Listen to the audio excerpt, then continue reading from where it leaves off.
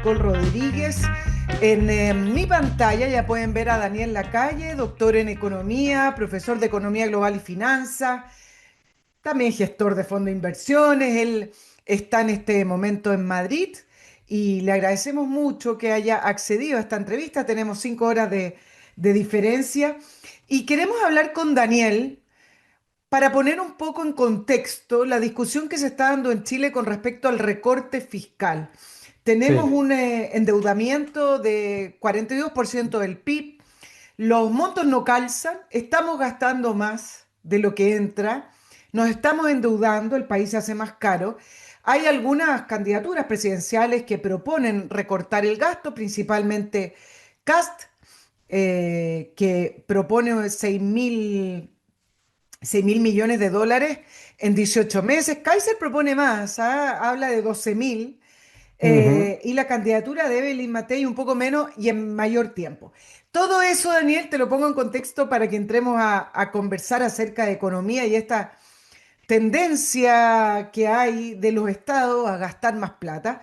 Permíteme, mm, sí, antes de saludarte y darte la palabra, de recordarle las cosas también importantes a nuestros auditores, y uno es el apoyo que nos brindan a través de Patreon, esa estupenda plataforma y segura que permite que quienes siguen este programa nos puedan apoyar. Y esa es la manera que tenemos de subsistir, ya son varios años, ujú. más de 4, y por eso estamos muy agradecidos, pero necesitamos que los recursos sigan fluyendo, así es que motiven a más personas a apoyar la entrevista de Nicole Rodríguez.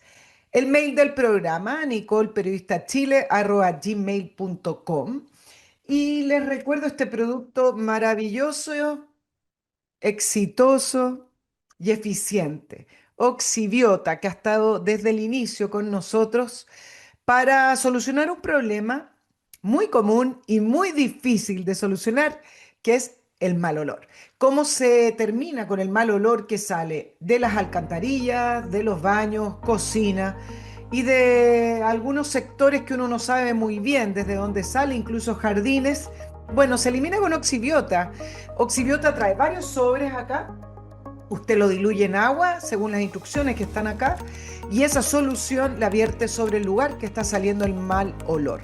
¿Qué es lo que va a hacer Oxibiota? Va a matar las bacterias que producen el mal olor, eliminando esa molestia de raíz. Si no mata las bacterias, el mal olor va a seguir saliendo. www.oxibiota.cl, le llega a la dirección que usted ponga ahí en la web. Cómprelo directo, ¿eh? No en algunas páginas web que tienden a imitar otras. También ahora que llegó el verano se hace muy necesario conocer lo que es Método EVE, estos centros de estética con un enfoque dinámico y con tecnología de punta para poder de una vez poder modelar su figura y eliminar esas zonas que nunca salen ni con dietas ni con ejercicio, son muy fregadas, son porfiadas y se van quedando. ¿De qué zonas me refiero? Grasa localizada, celulitis, piel de naranja, flacidez, todo eso que sobre todo las mujeres conocemos, los hombres también, y que no pasa nada, ni con cremas externas. Bueno, Método EVE trae las últimas máquinas con una eficiencia tecnológica que le va a asegurar un resultado como el que usted desea, sobre todo ahora que nosotros, no allá en Madrid, pero nosotros estamos entrando de lleno en la primavera y ya viene el verano y utilizamos ropa un poco más delgada y se muestran más partes del cuerpo, evidentemente. Remodelamiento corporal. Método EVE, sucursales en Concón, Vitacura y también en Los Ángeles, en el sur del país. 20% de descuento si dicen que vienen de la entrevista de Nicole Rodríguez. Daniel, yo sé que tú has seguido esta discusión que se ha dado en torno a la elección presidencial en Chile, todos contra Kast porque va liderando algunas encuestas. ¿Y por qué es tan difícil? Y esta es la pregunta que me hago. ¿Por qué es tan difícil incorporar el concepto de reducción del Estado en las economías latinoamericanas? Todos los Mm, índices en Chile se han ido para arriba, los índices de deuda. el sí. endeudamiento de Chile ha crecido exponencialmente. Incluso hay una candidatura que es la de Jara, la del Partido Comunista, que habla de que no es nada de malo endeudarse 50% del PIB. Se habla del encarecimiento de los créditos, se habla de todo lo negativo y sin embargo, cuando hay candidaturas que proponen recortar gasto fiscal para poder equilibrar las finanzas, viene una reticencia muy fuerte y un discurso que parece políticamente correcto, Mm, incluso asumido por los votantes o la ciudadanía como que el recorte fuera malo y el mm. gasto es bueno. ¿Por qué eso? ¿Por qué ocurre eso, Daniel? Bueno, eso ocurre porque hay todo un engranaje mediático y académico que lo que hace constantemente es intentar venderle a la gente la idea de que cuando el Estado gasta es siempre bueno, gaste lo que gaste y haga lo que haga, ¿no? ¿Mm? El Estado gastando es un factor de cohesión social y es bueno para la economía, etcétera. ¿Qué es lo que pasa? Que no se le dice a los ciudadanos que el Estado gastando mucho más significa menos crecimiento en el futuro, significa más inflación, significa más impuestos. ¿Mm? Claro, es normal que los políticos de izquierda digan que es malísimo reducir el gasto. ¿Por qué? Porque para ellos aumentar constantemente el peso del Estado es esencial para hacer que los ciudadanos sean clientes dependientes rehenes. ¿Mm? Entonces, y además crean un problema del que luego se presentan como la solución. Es decir, cuando el gobierno no gasta, digamos, dinero que existe, ¿eh? Crea dinero artificial, ¿no? Entonces, claro, luego cuando sube la inflación y la gente tiene pérdida de poder adquisitivo, el mismo gobierno que ha destruido el poder adquisitivo de la moneda le dice a los ciudadanos que le va a dar una subvención en una moneda artificialmente creada.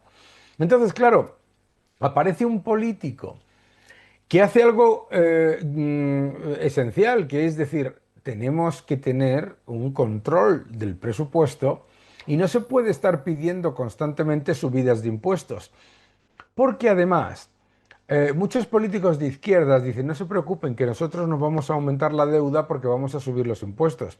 Los altos impuestos no son una medida para reducir la deuda, son una medida para justificarla. Ellos se presentan siempre diciendo, no, no, vamos a reducir el déficit, luego no lo reducen, pero ya te han subido los impuestos. Y como ya hay déficit, ya se ha creado el círculo vicioso que hace imposible, que se reduzca el gasto público. Por lo tanto, es un incentivo perverso que tiene el estatismo para perpetuarse, ¿no? ¿Mm? Claro, el problema de Chile es que dicen, bueno, que solamente vamos a subir la deuda al 50% sobre PIB. Japón tiene una deuda del 200 y pico por ciento sobre PIB y no pasa nada. ¿Cómo que no pasa nada? Japón lleva en estancamiento 3 décadas, la inflación está subiendo, la rentabilidad de los bonos de Japón, siendo una economía rica, está subiendo. Es decir, la idea de que endeudarse no afecta, ¿m?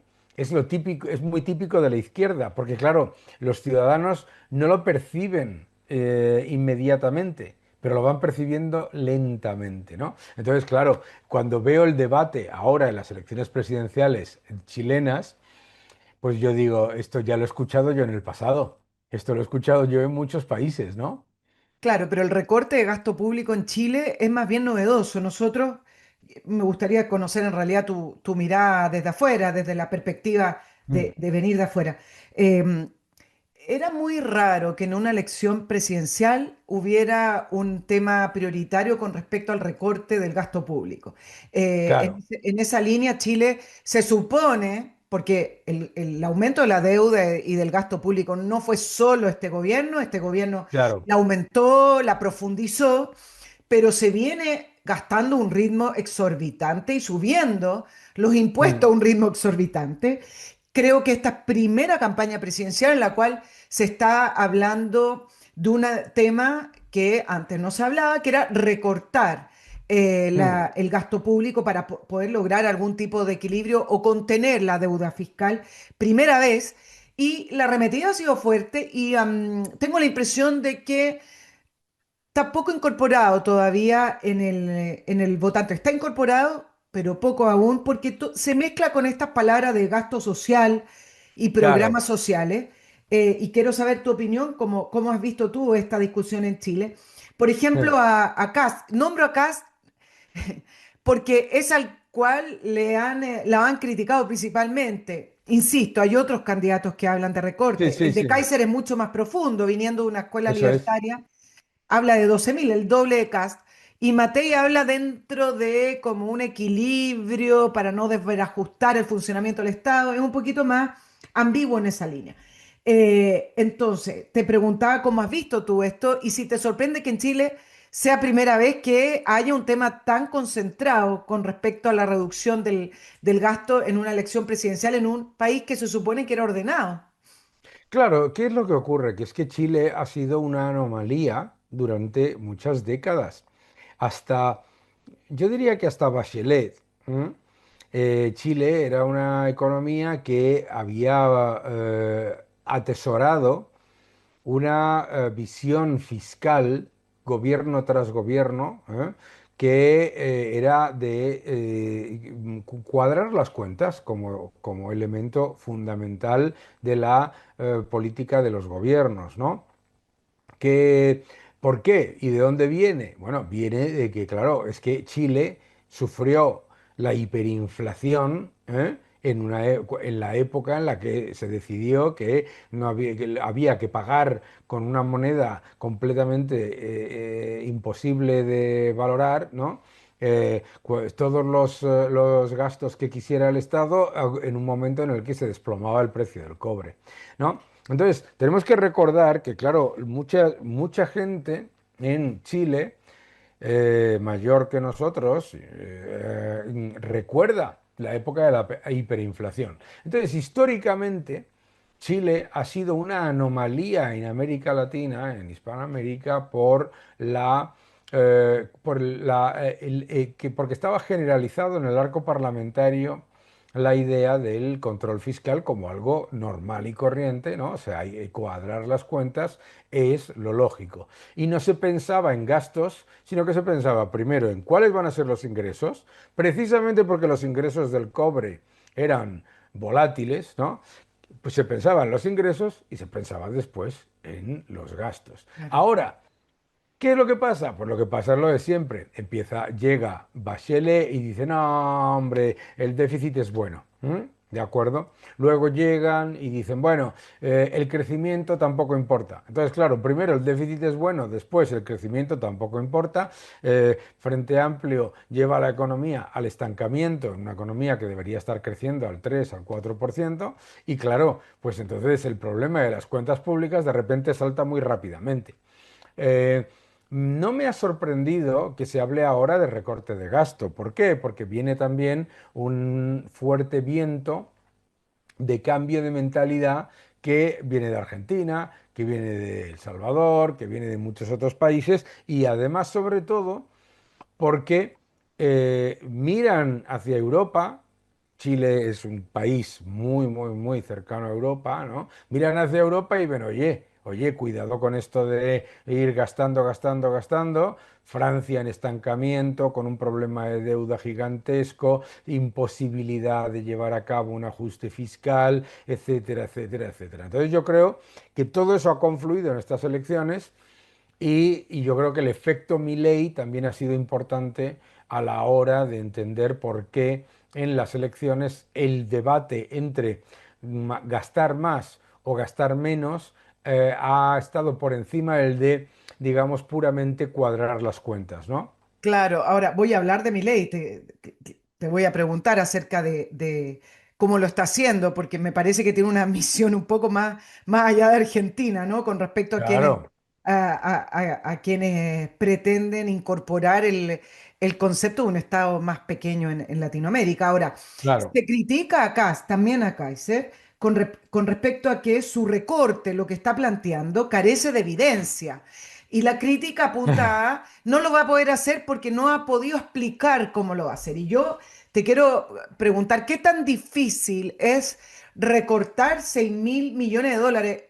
honestamente, yo no soy economista, tampoco me suena tan alta la cifra para lo que gasta el Claro, Estado. No, no me es parece algo muy desproporcionado, pero acá es, la crítica es, carece de evidencia y no ha claro, explicado cómo. ¿Es difícil recortarse el 1.000 millones de dólares?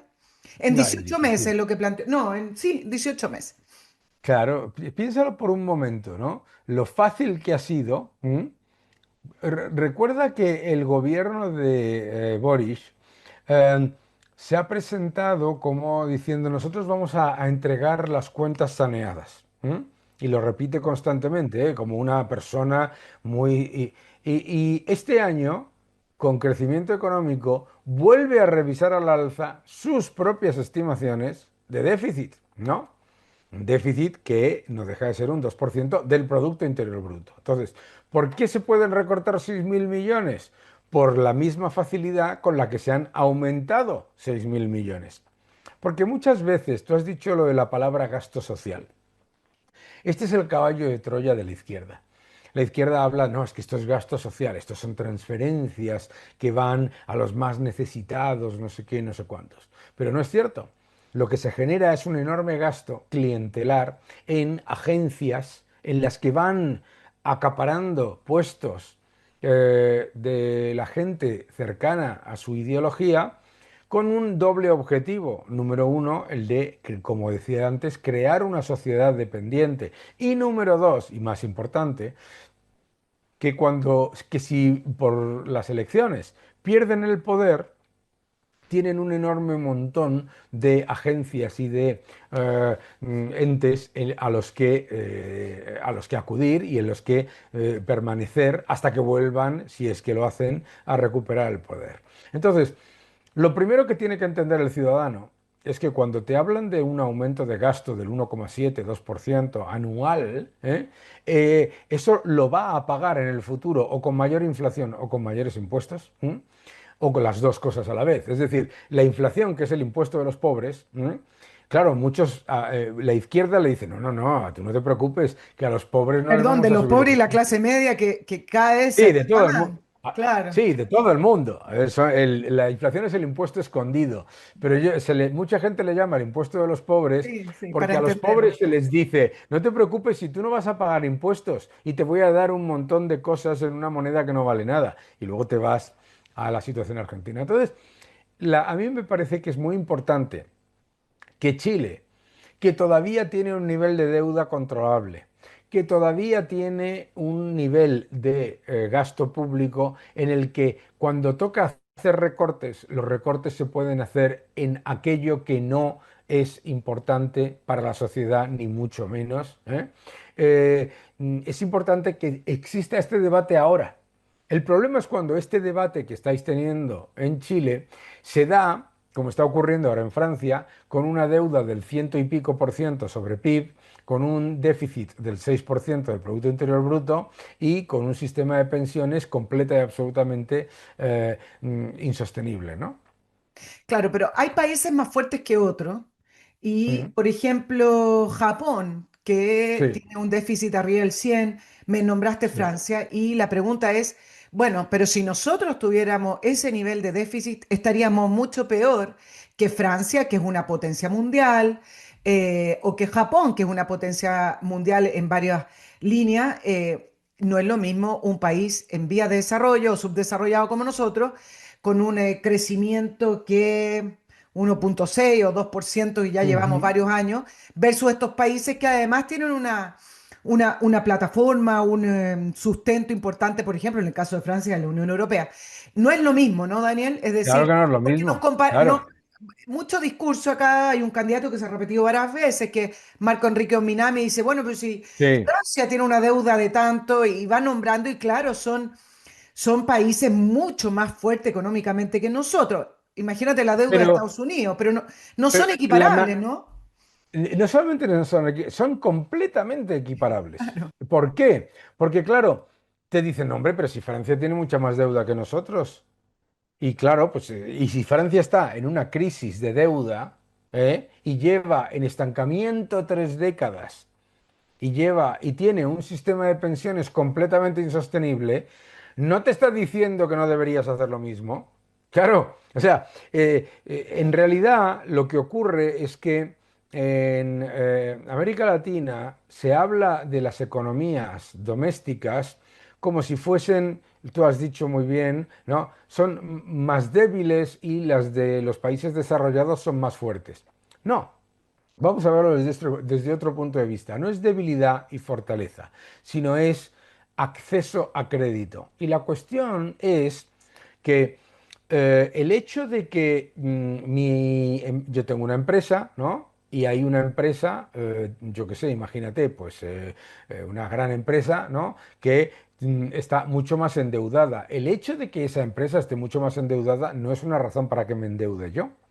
¿Mm? Yo en mi primer libro, Nosotros los mercados, ponía el ejemplo. El hecho de que Donald Trump tenga más deuda que yo no significa A, que yo deba tener la Claro. deuda que tiene Donald Trump, B, que pueda. Entonces, el truco de ese argumento es que no te está poniendo encima de la mesa que países muy ricos, con empresas muy grandes y con un sistema financiero muy potente, la clase media, los ciudadanos, la economía está en estancamiento, ¿m? Y por lo tanto no deberías acudir al endeudamiento público. Claro, con la pregunta que te hacía, leía un analista que decía, bueno, no es lo mismo ser pobre en un país rico que ser pobre en un país subdesarrollado o en vía de desarrollo como puede ser un país como Chile o Perú o Eso algún es. país africano, que ser pobre en Estados Unidos o ser pobre en Alemania. Son situaciones distintas, ¿no? Son, Y además es importante decir una cosa, no es lo mismo, completamente de acuerdo, pero también es importante no hacer una falacia de equivalencia. La falacia de equivalencia de la izquierda es la siguiente. Como Japón y Francia tienen una deuda del 200% del PIB y del ciento y pico por ciento del PIB y nosotros tenemos una del 40%, tenemos mucha capacidad todavía para llegar a esos niveles. Eso es una falacia de equivalencia. Eso es intentar venderte que el déficit y la deuda son herramientas para enriquecer a la economía. Es decir, que son ricas porque tienen un 200-100% de deuda. No, son ricas y como son ricas tienen más crédito. Pero si tú empiezas la casa por la ventana, que es lo que está haciendo Frente Amplio, que es lo que hizo el kirchnerismo en Argentina, que es lo que está haciendo Petro en Colombia, si tú empiezas diciendo, no, yo me voy a endeudar y así me voy a hacer rico, pues entonces lo que pasa es que te pasa como a todas las personas que le piden una tarjeta de crédito, la maximizan y luego no la pueden pagar. claro, tú hablaste de la reforma de pensiones que no tiene recursos para poder llevarla adelante Mm. en Francia. Y aquí hubo una discusión larga, importante, para Ujú. hacer una reforma de pensiones. El Partido Nacional Libertario y el Partido Republicano votaron en contra. Chile Vamos votó a favor. Y se estableció un sistema tripartito, en el fondo con capitalización individual, y además se le incorporó un préstamo al Estado y se le incorporó además un sistema de reparto. Sí. Eh, yo no te quiero poner en aprieto, no sé si vas al detalle de la reforma de pensiones en Chile, pero quiero conocer tu opinión si es que es viable en el tiempo, porque en el caso de la candidatura de republicanos se habla de que hay que reformarla. Hubo Sí. también mucha polémica y mucha crítica diciéndole que le quería quitar las pensiones a las personas. La pregunta es si Mm. es sustentable la reforma de pensiones como quedó en Chile y em, si es improcedente o es peligroso el que los chilenos tengamos que prestarle plata al Estado para que la sustente. Al final es un impuesto y un impuesto que no sé si lo van a devolver en el fondo. Ya no lo van a devolver. Vamos a ver, lo primero que tenemos que entender es que Chile tiene el sistema de capitalización de Chile es un éxito, vamos, sin precedentes, sin precedentes. ¿Por qué? Porque con una aportación muy inferior a lo que aporta un salario medio al sistema de pensiones en un sistema de reparto, la rentabilidad para la persona en Chile ha sido absolutamente espectacular, ¿eh? He tenido la suerte de coincidir en varias ocasiones con el señor Piñera, el arquitecto de este sistema, La y, defiende. y es espectacular ser consciente de cómo ha funcionado.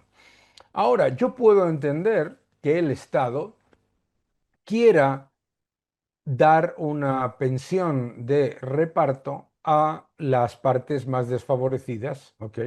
Lo puedo entender, ¿vale? Ahora, lo tiene que plantear entonces como algo que no sea, uno, de traer recursos de las pensiones de capitalización, dos, subir mucho más los impuestos a los que contribuyen, porque entonces es un sistema que se convierte, como es el de España, como es el de Francia, en completamente insostenible y que siempre tira de deuda para pagar ese supuesto compromiso. Entonces, el truco que hace la izquierda, es decir, no, es que lo que quiere hacer el señor que está hablando de reformar el sistema de pensiones es bajar la pensión. No, no, no, no, no, mis queridos amigos. Los que bajan las pensiones son los que endeudan constantemente al sistema de pensiones, ¿eh? ¿Por qué? Porque esas pensiones en el futuro se van a pagar con muchos más impuestos y vas a recibir una pensión menor en términos reales. El truco del sistema de reparto de pensiones es hablarte de una pensión. Imagínate que te dicen ahora, oiga, mire, le voy a dar una pensión de $1.200. Ah, qué bien suena eso, ¿no? $1.200. Pon $1.200 dentro de 10 años. ¿Sabes lo que quiero decir? Ahora, eso estamos hablando del dólar. Míralo en pesos chilenos. ¿Mm?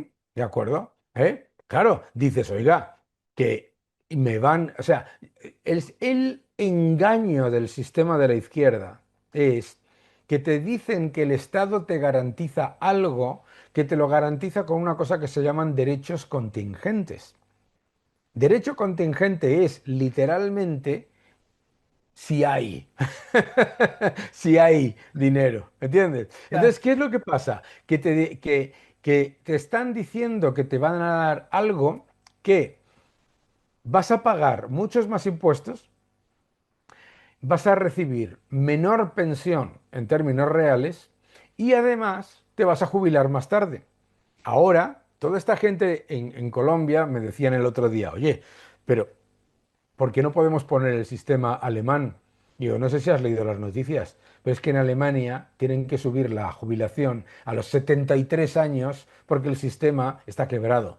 Claro. Y claro, decía, bueno, bueno, pero en Francia no se jubilan tan tarde. Digo, es que en Francia mm, tiene un déficit del 6%, una deuda desbocada y o sea, el problema no es el problema. El truco de la izquierda es siempre prometerte cosas en el futuro que se van a pagar en una moneda cada vez más depreciada. Daniel, acá también en Chile se ha estado construyendo una especie de estado de bienestar. En el Mm, caso del Frente Amplio no habla del estado de bienestar porque ya el estado de bienestar tiene un poco de mala marca, ¿ves? Como en Europa se claro, habló de que el estado de bienestar estaba quebrado, en el caso de los Países Bajos, en su momento hasta el rey, me acuerdo que salió a decir, no hay plata para un estado de bienestar. Pero acá se habla de seguridades. El ya. discurso es seguridad económica, seguridad social, etcétera, pero tiende hacia un estado de bienestar. ¿Los estados de bienestar son estados socialistas? ¿Es una mirada socialista de la economía? Es una mirada socialista, claramente, claramente lo es. Otra cosa es que tú puedas tener una serie de ayudas, una serie de servicios que imagina, por ejemplo, ¿cuál es el agente económico más social de todos? La familia, ¿no? En una familia hay a lo mejor una persona, dos personas que contribuyen y dos, tres, los que sean, digamos, consumen, ¿no?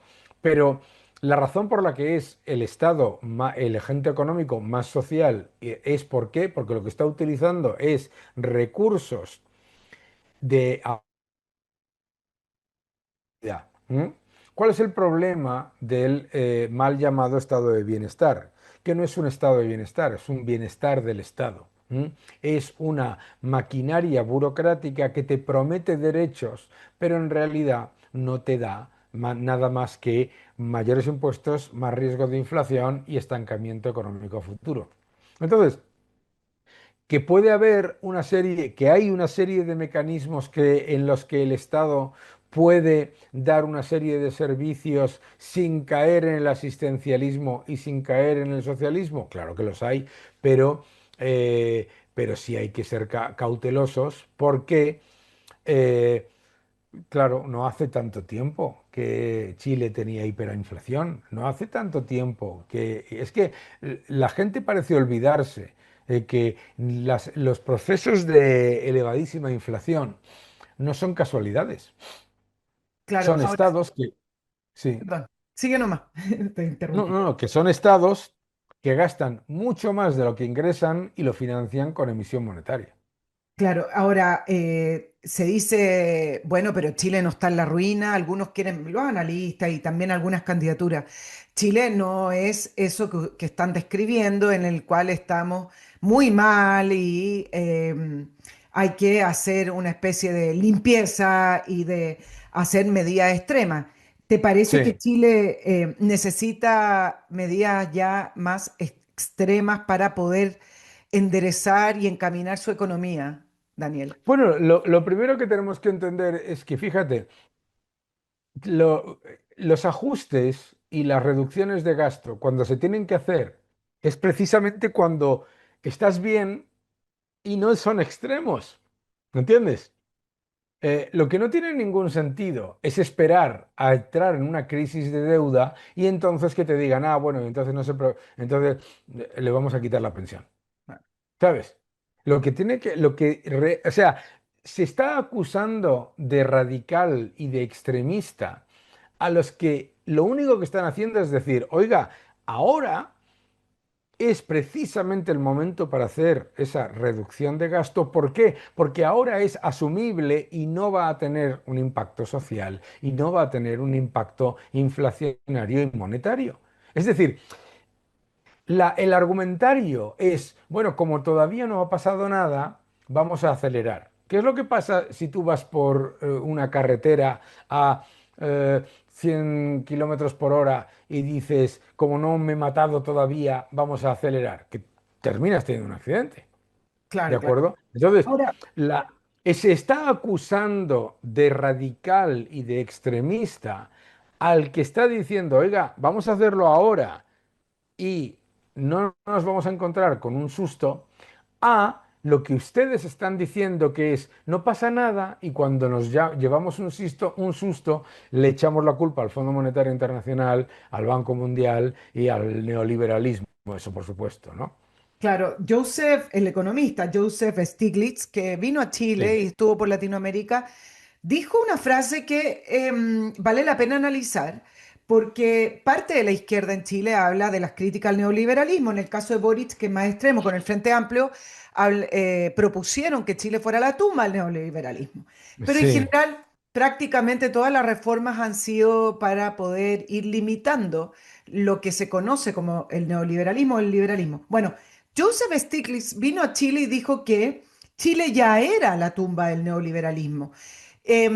Y quería preguntarte si tú compartes esa opinión en el sentido de que las reformas que se han estado aprobando en Chile van en sentido contrario a la libertad de mercado, a la Mm, libertad a bajar las trabas burocráticas, a tener menos cargas impositivas para poder aumentar el crecimiento claro. y la productividad y el desarrollo de un país. A mí siempre me ha sorprendido Joseph Stiglitz, ¿no? Porque Joseph Stiglitz va por los países del mundo diciendo que tienen que aumentar el gasto público, que tienen que aumentar, que tienen que luchar contra el liberalismo, que tienen que luchar contra el capitalismo, etcétera, etcétera, y luego se vuelve cómodamente a su gigantesca mansión, gigantesca, en Estados Unidos, con su esposa maravillosa, encantadora, que gestiona un fondo de inversión Bien. de cobertura y claro, él no sufre las consecuencias, ¿no? No, Chile no es la tumba del neoliberalismo porque eh, Primero, el concepto de neoliberalismo es un concepto peyorativo inventado por la izquierda, ¿no? Yo siempre que me dicen, oiga, es que el neoliberalismo, yo les digo, por favor, ¿me puedes decir algún pensador neoliberal, uno que haya dicho, cuál es la doctrina del neoliberalismo? El neoliberalismo lo explica un buen amigo mío, dice que neoliberalismo es lo poco que hay y lo mucho que falta.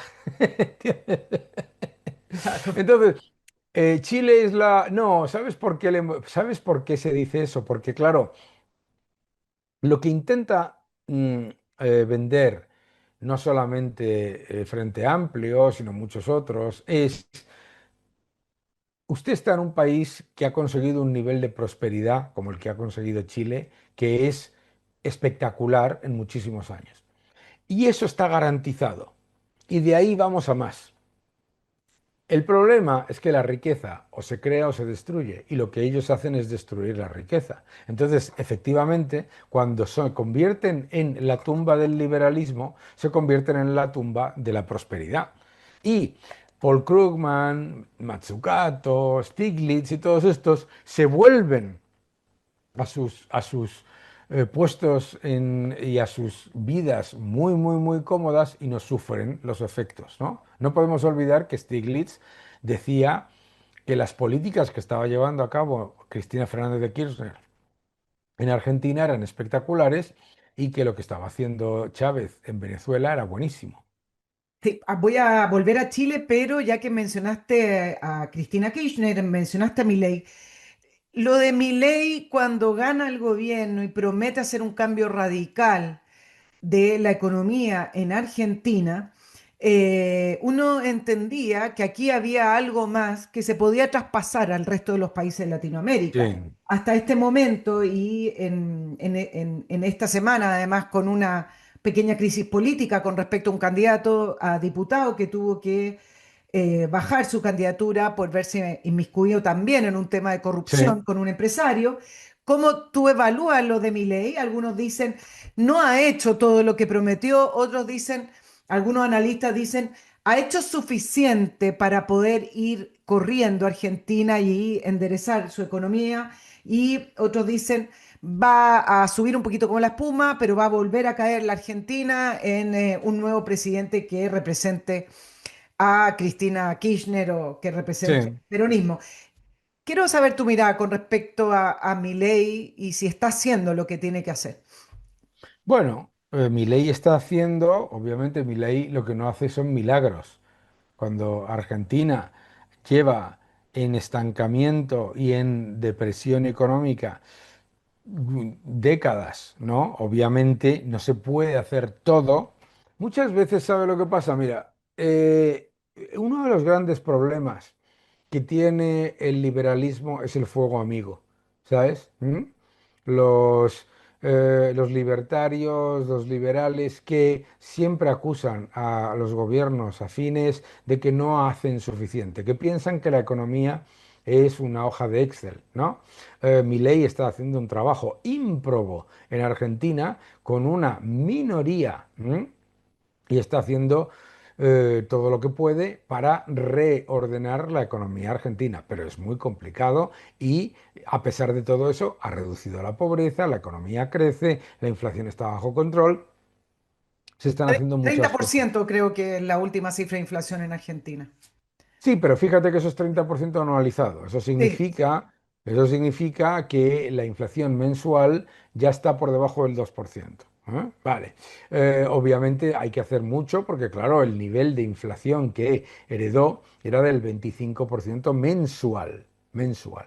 Entonces, em, a mí me preocupa mucho que los analistas, los pensadores, los economistas que defienden la libertad y que tienen eh, como objetivo, bueno, pues una economía más próspera, cuando llega un gobierno de derechas o liberal, entonces se lanzan a atacar con una virulencia absoluta, ¿no? Y claro, la izquierda se aprovecha, ¿no? La izquierda se aprovecha. Eso no ocurre con la izquierda. La izquierda, cuando gobierna, todo su elenco mediático y académico se calla ante cualquier problema y ensalza cualquier cosa buena o se la inventa. En el caso de la derecha, el problema de ese nivel de, digamos, exigencia desmedida, ¿no? Es un gran problema. Por lo tanto, Milei es un ejemplo de llegar a un país devastado por el kirchnerismo, por el socialismo del siglo XXI y que efectivamente está empezando a salir, pero que después de poco menos de 2 años le pidan milagros, hombre, pues yo creo que eso es francamente peligroso. Que ha habido, fíjate, dice, no es que ha habido un caso de supuesta corrupción con el candidato Esper, ¿no? ¿Vale? Y dices, bueno, ¿y qué? Ha dimitido. Pero es que cuando hay no casos de corrupción, sino corrupción institucionalizada con el kirchnerismo, entonces ahí no dimite nadie. ¿Sabes lo que te quiero decir? Es esa doble vara de medir que te dice, no es que fíjate, con la izquierda, todo es, hay que callarse, no, hombre, no, es que fíjate, y luego cuando gobierna la derecha o los libertarios, pues pasa esto, ¿no?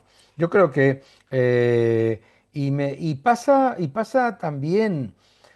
Pasa también en Chile. Yo la última vez que estuve en Chile el año pasado, no, el año pasado, hace menos de un año, notaba también que había esa digamos, animadversión de pelea interna, ¿no? De pelea interna entre los candidatos de centro-derecha, derecha, etcétera. Yo creo que hay que darse cuenta que el gran problema para Chile es precisamente una izquierda que está unida completamente, el Frente Amplio, etcétera, tal cual, y que lo que hay que hacer es llevar a cabo las políticas que devuelvan la prosperidad a una economía que no debería estar creciendo al 1 y pico por ciento, que debería estar creciendo al 4. Claro, te iba a preguntar eso porque no hay ningún tipo de crisis económica mundial y no hemos Ya, tenido en la situación local, por lo menos en Chile, ni un terremoto, nada. Y estamos con una proyección del crecimiento en torno al bueno, hoy día el ministro dijo 2,5, el Banco Mundial 2,6, pero estamos con un crecimiento que no ha superado el 2%. Eso es prácticamente nada, me imagino. Eh, ¿cómo- nada. ¿Qué es lo que hay que hacer para volver a crecer, Daniel? Eh, ¿Qué has visto tú en las candidaturas que te parece pertinente para volver a ser un país que se desarrolle, que crezca y que produzca más clase media, no que la clase media Claro, baje a una situación claro, de mayor vulnerabilidad? claro. Es importante además poner las cosas en el contexto, ¿no? O sea, Chile es una economía que todavía está muy influenciada por el precio del cobre, obviamente como uno de los mayores productores de cobre que hay. El cobre se ha disparado de precio. Chile, por lo tanto, no me pueden comparar la economía de Chile. Dice, no, hombre, Daniel, si está creciendo al 2,5%, ya, pero es que el cobre se ha disparado. Entonces, si el cobre se ha disparado, que lleva una subida, pues no me acuerdo, ahora lo miramos, pero lleva una subida brutal en los últimos años, no puedes decir que la economía va bien, ¿de acuerdo? Entonces, ¿qué es lo que se tiene que hacer en Chile para recuperar la prosperidad y el crecimiento económico y la generación, tú lo has dicho maravillosamente, de una clase media potente? Número uno, tienes que tener una fiscalidad atractiva, porque para atraer inversión a Chile es mucho más difícil que atraer inversión a Italia, por decirlo de alguna manera, ¿de acuerdo? Dos, tienes que tener una regulación facilitadora, es decir, que haya seguridad jurídica, que en Chile hay bastante seguridad jurídica, que haya seguridad jurídica y que haya seguridad inversora y una regulación que no sea onerosa. Y luego lo que tienes que hacer es fortalecer las políticas que permiten el crecimiento empresarial y que permiten a las familias que van atesorando un poquito de ahorro, ahorrar y comprar una vivienda, convertirse en propietarios, etcétera, ¿no? Sí, nosotros tenemos acá ese concepto llamado permisología, que tenemos Sí, situaciones fuera del sentido común, sí. proyectos que pueden durar 15 años, 20 años, Mm, doble solicitud. Tenemos una serie de leyes ecológicas muy mm, extremas, con muchísimos detalles, etcétera. Toda esta trama de burocracia, Daniel, y de permisos que tiene que entregar un burócrata o una institución del mm, Estado, sumado a las leyes que supuestamente protegen la ecología y por otro lado a los pueblos originarios, son una excusa, son un disfraz que fue tomando el socialismo, la izquierda, para poder frenar, no sé si frenar directamente el desarrollo, pero para poder tener una buena tajada del poder económico y del claro, poder decidir quién claro, invierte y quién no. ¿Es una claro. excusa simplemente? Lo es. El socialismo no busca el progreso ni lo ha buscado nunca. El socialismo busca el control. Esto es muy importante que la gente lo entienda, porque la gente piensa que los socialistas proponen cosas que son ridículas por incompetencia y que hay que, entre comillas, enseñarles. Y no es por incompetencia, es porque el objetivo no es el progreso, sino el control. Eso es muy importante. La otra cosa que es muy importante es que el socialismo sabe que no puede expropiar, no puede decir, no puedes llegar al gobierno en Chile y decir, te voy a expropiar tu casa y te voy a expropiar tu empresa. Entonces, ¿qué herramientas utiliza para controlar tu casa y tu empresa sin expropiártelas, que es una expropiación encubierta? El exceso de regulación, el normativismo y la fiscalidad. En realidad, incluso es más cómodo porque no se tienen ni que preocupar de la propiedad. ¿M? ¿Entiendes? Entonces, esto es muy importante entenderlo. ¿Por qué? Porque claro, dicen, hombre, pero es que están hablando de los derechos de las tribus indígenas, ¿no? ¡Ah! ¡Qué cosa tan maravillosa! Los derechos de las tribus indígenas. ¿Para qué? Para hacer una cantidad de redes clientelares alrededor de esa maraña burocrática, esa maraña normativa, esa maraña legislativa. No es ninguna casualidad que lo primero que quiere la izquierda radical es cambiar la Constitución, porque el objetivo es el control y poner y eliminar la defensa de la propiedad privada, eliminar la defensa de la libertad de empresa, etcétera, etcétera, ¿no? Entonces, el objetivo es el control y lo que tenemos que darnos cuenta es que eh, por ejemplo, si la economía va mal y la clase media no se siente más cómoda, un partido de derecha o de centro derecha puede perder las elecciones. Sin embargo, cuando la gente se empobrece, la izquierda no pierde las elecciones. ¿Por qué? Porque está creando clientes dependientes, rehenes. Y eso es súper importante entenderlo, súper importante. Por eso la clase media es el gran enemigo de la izquierda. El gran enemigo de la izquierda no son los ricos. Ellos dicen, no, a nosotros la clase media no nos preocupa, nos preocupan los ricos, no es verdad. Los que de verdad le preocupan son la clase media. Y por eso, entre otras cosas, la izquierda siempre abraza las causas que les llegan de quienes, no de los grupos indígenas, sino de los multibillonarios del mundo. ¿Mm?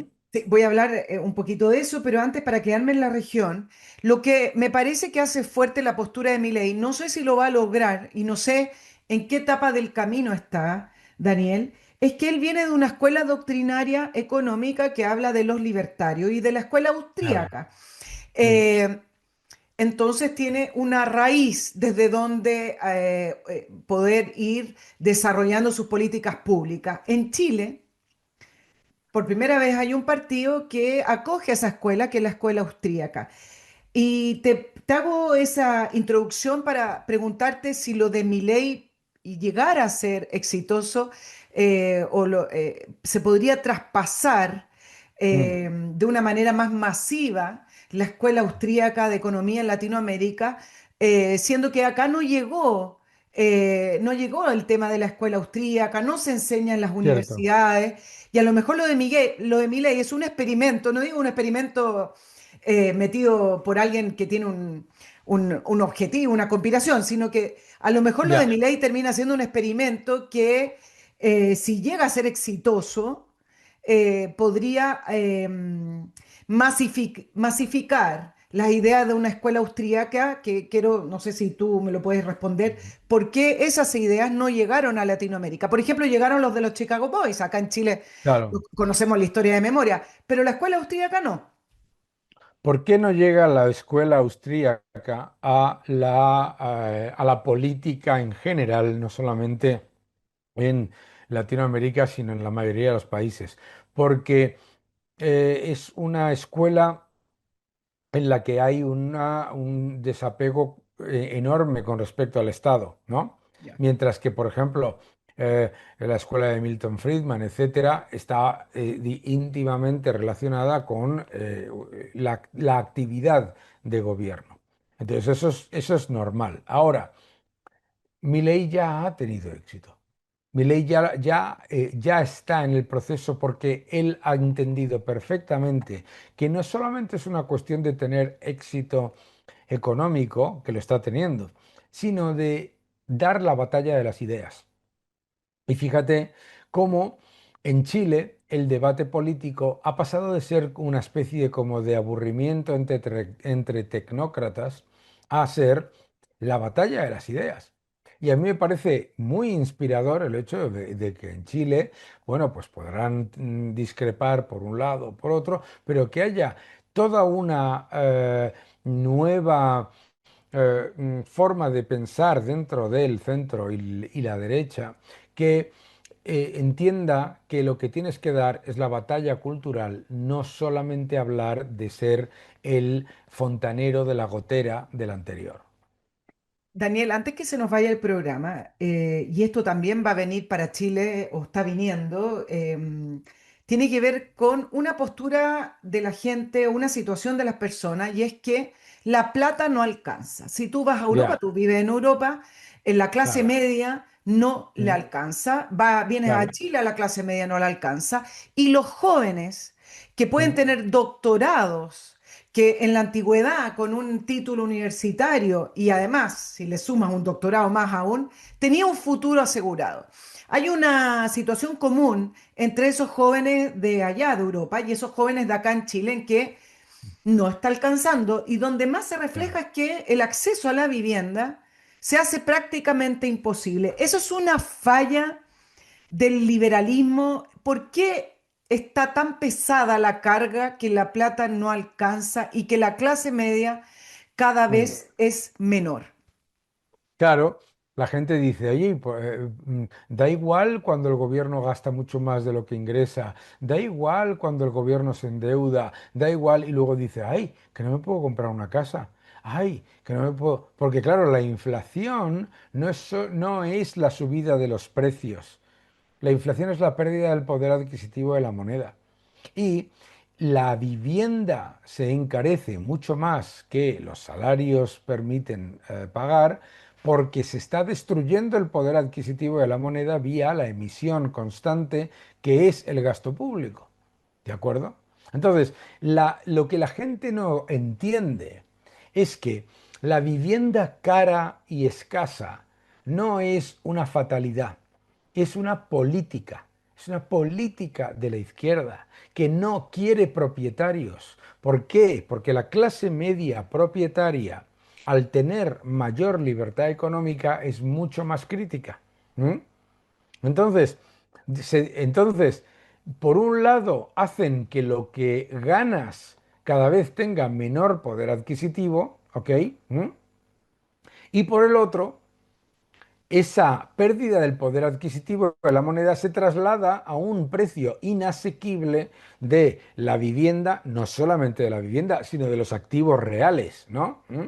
Entonces, esa es la evidencia de lo profundamente antisocial de las políticas sociales, de lo que te llaman políticas sociales.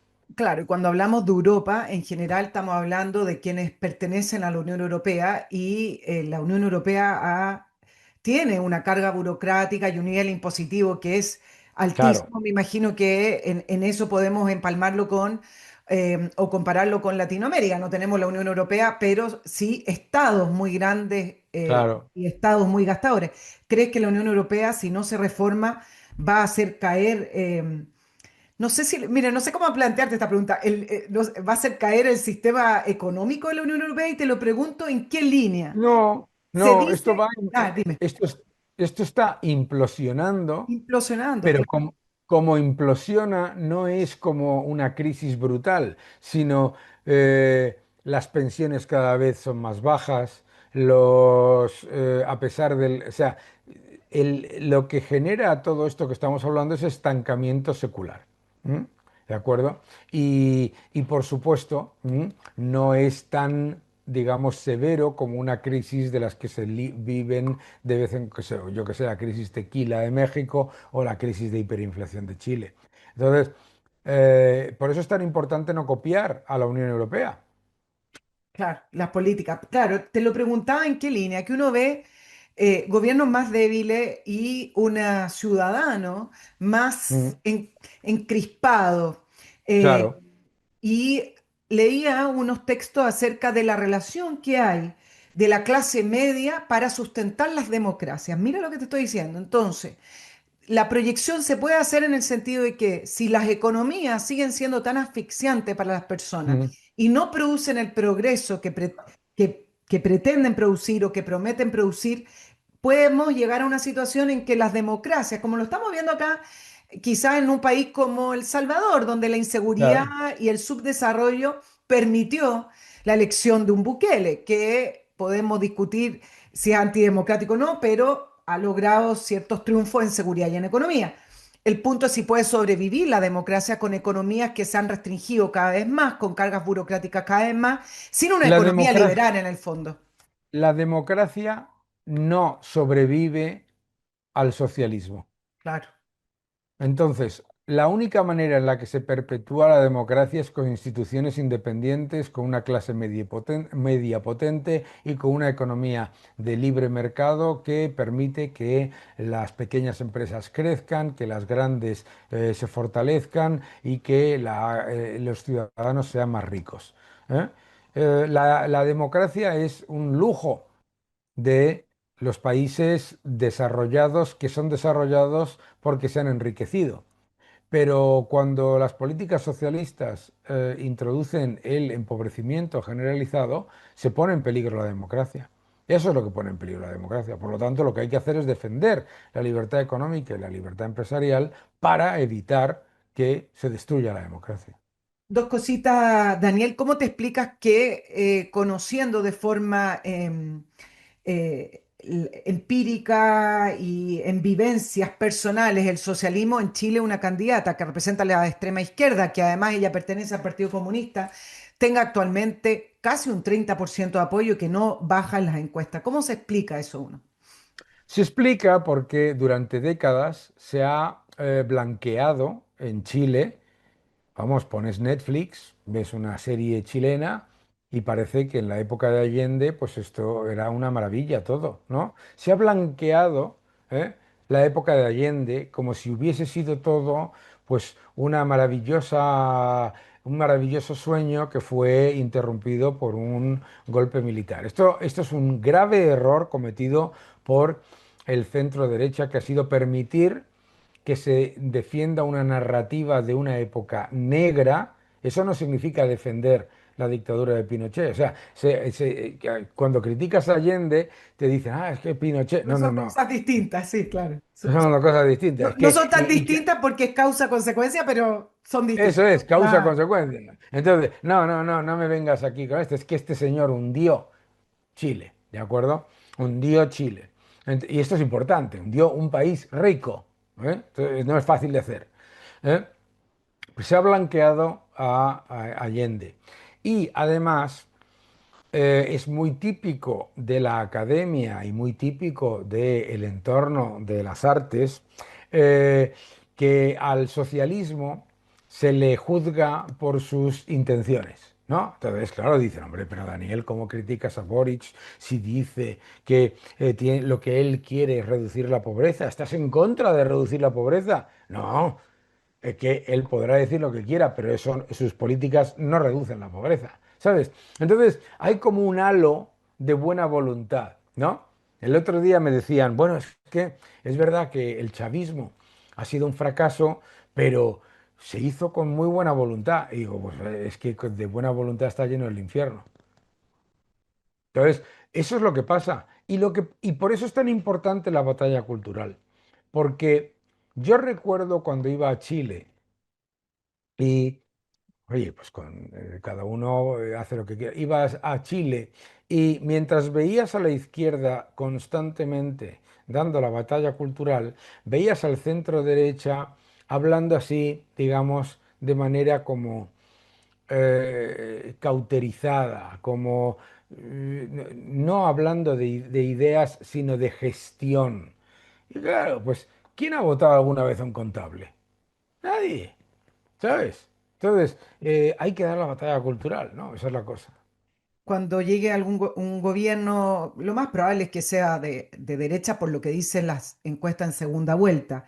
Los cambios deben ser inmediatos, Daniel, Inmediato. o hay que establecer lo que acá en Chile antes se valoraba, no sé si ahora vamos a ver en las encuestas y después en la elección, pero los acuerdos, el sentarse a la Nada. mesa, qué es lo que uno debiera negociar y qué cosas no, qué cosas uno acuerda y qué cosas no. Y te lo digo Se porque ha acá hay ido. dos posturas en la derecha. La candidata Evelyn Matei en Chile Vamos dice que hay que valorar los acuerdos y dialogar y no polarizar el país. Pero ¿qué Y por vas a otro lado hay otras dialogar? candidaturas que dicen, bueno, pero si las cosas hay que hacerlas porque hay que hacer las cosas correctamente. Claro. Pero vamos a ver, tú imagínate que tú y yo, que yo digo, no, yo te quiero quitar tu casa y te quiero quitar tu coche. ¿Eh? Y ¿qué vas a dialogar tú conmigo? Nada. ¿Qué tienes que dialogar con el que quiere, el que está en contra de la libertad de empresa, en contra de la propiedad privada, en contra del libre mercado? ¿Qué tienes que dialogar? Nada. Cuando se entra en el proceso ese de diálogo, lo que se termina es comprando el 50% del socialismo y ya te han hundido. Por otro lado, ¿por qué tienes que dialogar con los que no dialogan? ¿Tú les escuchaste a ellos dialogar cuando se inventaron la constitución esa tremenda que intentaron meter? No. Vamos, estuvieron a punto de cambiar la constitución con unas idioteces metidas dentro que daba terror, ¿no? Ellos no dialogan, entonces es curioso. El centro derecha tiene que dialogar y tiene que ser gradual. Y sin embargo, el socialismo de gradual no tiene nada, dispara los desequilibrios sin el más mínimo problema y no dialoga. Hombre, qué divertido, ¿no? Entonces, ¿por qué tienes que dialogar con mm, el que quiere hundir la libertad empresarial, la libertad individual, la libertad económica y la seguridad jurídica? Yo no lo veo. No lo veo. Y aquí pasa lo mismo, ¿eh? Y esto que acabo de decir es polémico en España y es polémico en muchos países, pero es que yo lo veo tan claro. ¿Qué voy a dialogar yo con un partido que lo que quiere es introducir la represión y el control total en la actividad económica? Nada. Daniel, en las ideas de la centroizquierda de los 90 ya no existen. Esa izquierda No, se fue hacia ese es el a la problema. extrema izquierda. O sea, Ese es hoy el no problema. existe perdón, la centroizquierda como idea política, económica. No, porque el centro izquierda fue una respuesta al éxito contundente de la batalla de las ideas de Margaret Thatcher y de Reagan. ¿Sabes? Entonces, tuvo para sobrevivir que adaptarse a una realidad que les comía, ¿no?